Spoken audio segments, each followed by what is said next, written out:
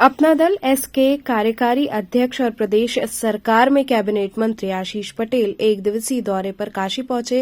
इस दौरान circuit house में उन्होंने पत्रकारों से बातचीत की। पत्रकारों द्वारा पूछे गए सवाल में कि कांग्रेस नेता दिग्विजय सिंह द्वारा ये बड़ा आरोप लगाया गया है कि जो रामलला की मूर्ति को लेकर पूरा संघर्ष हुआ, बजाय उनके किसी दूसरी मूर्ति को स्थापित किया जा रहा है। इस सवाल के जवाब पर कैबिनेट मंत्री आशीष पटेल ने कहा कि प्रभु का जिसको दर्शन मिल जाए वो प्रसन्न रहेगा और हम उनके आशीर्वाद के आकांक्षी हैं। लोकसभा चुनाव को लेकर के कहा कि हम 80 सीटों पर तैयारी कर रहे हैं। हम 2014 से ही बहुत जिम्मेदारी के साथ गठबंधन को निभाते चले आ रहे हैं। जहां हम लड़ेंगे वहां हम अपने कैंडिडेट को लड़ाएंगे, जहां पर हमारे सहयोगी लड़ेंगे उनको जिताने का काम करेंगे। जी मंत्री जी, ठीक है, चलिए। 22 तारीख को प्राण प्रतिष्ठा होने जा रही है और उसके ठीक पहले कांग्रेस नेता दिग्विजय सिंह ने एक बड़ा आरोप लगाया है कि जिस रामलला की मूर्ति को लेकर पूरा संघर्ष हुआ, बजाय उनके किसी दूसरे मूर्ति को स्थापित किया जा रहा है। तो एक बार फिर से वो इस तरीके का बयान दिए हैं, क्या कहेंगे इस पर? प्रभु को जिसको सबको दर्शन मिल जाए, सब प्रसन्न रहेगा, सबका आशीर्वाद है और हम तो उनके आशीर्वाद के आकांक्षी हैं। बस मैं इतना ही कहूँगा। तो इस तरीके के बयान क्यों जानबूझ के देते हैं? मैं फिर आपसे कह रहा हूँ, हम तो उनके ही आशीर्वाद के, भगवान श्री राम के आशीर्वाद के आकांक्षी। लोकसभा चुनाव से पहले ये प्राण प्रतिष्ठा हो रही है, ये स्वाभाविक है या आपको लगता है कि इसका पॉलिटिकल गेन उठाने की कोशिश हो रही है? मैं फिर आपसे कह रहा हूँ कि भगवान का आशीर्वाद जिसको जिसको मिलता रहा है, जिसको प्राप्त होगा वो सब प्रसन्न रहेगा, सबका वो रहेगा। चलिए, अपना दल कितनी सीटों पर दावा करेगा लोकसभा चुनाव में? देखिए, हम 80 की 80 सीटों पर तैयारी कर रहे हैं। जहां हम लड़ेंगे, हम तो 2014 से बहुत ही जिम्मेदारी के साथ इस गठबंधन को निभाते चले आए हैं। जहाँ हम लड़ेंगे वहाँ पर हम अपने कैंडिडेट को लड़ाएंगे, जहाँ पर हम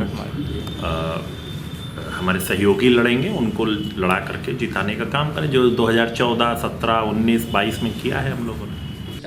आपकी सरकारों में उपलब्धि है आपके विभाग की तरफ से, ये विभाग की भी और आपकी व्यक्तिगत भी है। निश्चित तौर पे मैं आपका आभार व्यक्त करता हूँ, कम से कम आपने उस चीज़ को रिकॉग्नाइज़ किया और बहुत ज़्यादा तेज़ी से हम लोग सुधार कर रहे हैं।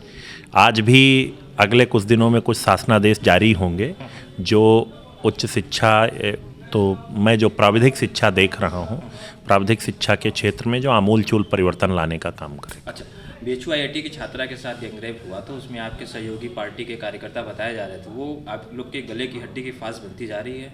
देखिए, सरकार ने त्वरित कार्रवाई की है और सरकार ने त्वरित कार्रवाई की है। जो दोषी हैं उनके विरुद्ध उनको कड़ी से कड़ी सजा मिलेगी। जहाँ तक हम लोग की जानकारी है, जो आरोपी थे वो चौथे दिन पहचाने गए, लेकिन गिरफ्तारी 60वें दिन हुई। देखिए, मुझे पूरे प्रकरण की जानकारी नहीं है, लेकिन इतना मुझे पक्का वो है, पता है कि माननीय प्रधानमंत्री जी के नेतृत्व वाली एनडीए की जो सरकार है वो किसी भी दोषी को बख्शती नहीं है। बुलडोजर की कार्रवाई होनी चाहिए ऐसे लोगों के खिलाफ। मैं फिर आपसे कह रहा हूँ, जो जिस प्रकार से हैं, कानून अपना काम करेगा। कानून के लिए हम, कानून की नज़र में जो प्रधानमंत्री जी की एनडीए की सरकार है वो बहुत सख्ती से इस पर जो है निर्णय लेने के लिए प्रसिद्ध है। नहीं, बतौर मंत्री पहले भी जो इस तरह की घटनाएं में शामिल थे उन पर बुलडोजर कार्रवाई होती, तो आपका व्यक्तिगत क्या कहता है? क्योंकि हम सभी लोग के घर इस तरह, मैंने आपसे कहा ना, जो कानून के अंतर्गत कार्रवाई होगी निश्चित तौर पे होगी। हमारी सरकार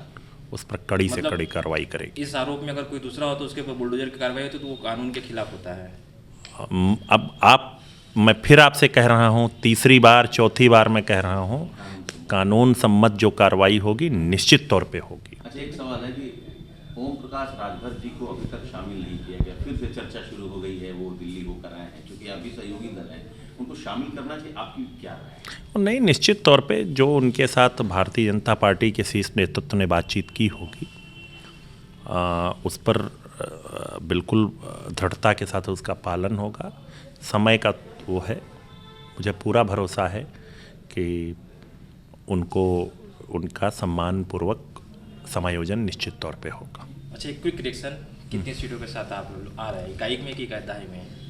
मैं फिर आपसे कह रहा हूँ, हमारे यहाँ नंबर ऑफ सीट्स की कोई बात ही नहीं होती है, परफॉर्मेंस की बात होती है। अपना दल जितनी सीटों पर लड़ा है उसमें विधानसभा में 75% से ज़्यादा रिजल्ट दिया है और लोकसभा में 100% रिजल्ट दिया। 26 जनवरी को एमएलसी का चुनाव प्रस्तावित है या संभावित हो सकता है, तो आपकी पार्टी शायद संभवतः कि आपकी पार्टी खाते में सीट जाने वाली है।